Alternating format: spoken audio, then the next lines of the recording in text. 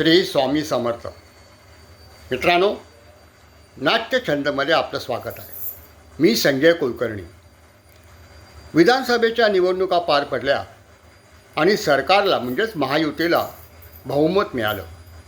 त्यावेळेला त्यांची लाडकी बहीण योजना ही योजना आली होती आणि त्याच्यामुळे त्यांना एवढं बहुमत मिळालं असं म्हणतात.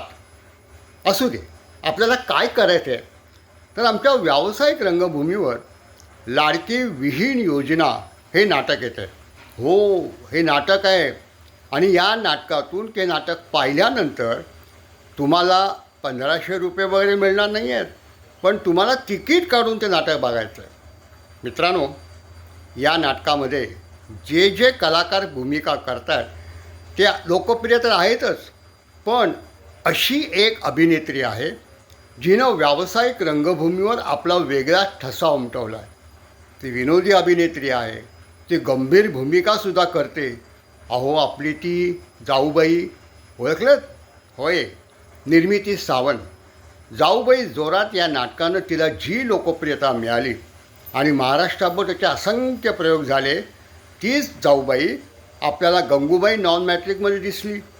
तीच निर्मिती सावंत आपल्याला व्हॅक्यूम क्लीनरमध्ये दिसली आणि आज ती लाडकी विहीण योजना हे नाटक घेऊन येते. तुम्हाला उत्सुकता असेलच, मलाही उत्सुकता आहे. काय माहिती आहे ना, प्रथमेश शिवलकर या तरुण लेखकानं हे नाटक लिहिलं आणि अष्टविनायकाचे दिलीप जाधव यांना ते नाटक इतकं आवडलं की त्यांच्या डोळ्यासमोर विहीणबाई म्हणून निर्मिती सावंत उभी राहिली. काय आणखी एक योगायोग म्हणजे आमचा प्रसाद ओक या नाटकाचा निर्माता आहे. प्रसाद ओकला नाटक करायचं होतं, परंतु त्याला चांगली संहिता मिळत नव्हती आणि चांगला निर्माता मिळत नव्हता. दिलीप जाधव यांच्याशी वाडा चिरेबंदीपासून त्याची दोस्ती जमली आणि त्यांनी सांगितलं, दिलीप भाऊ, आम्हाला नाटक करायचं आहे बरं.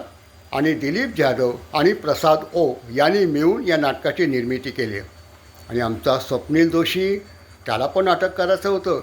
लग्न पंचमी हे नाटक करता करता त्याला निर्माता बनावं असं वाटलं आणि तो सुद्धा या नाटकाचा सहनिर्माता झाला.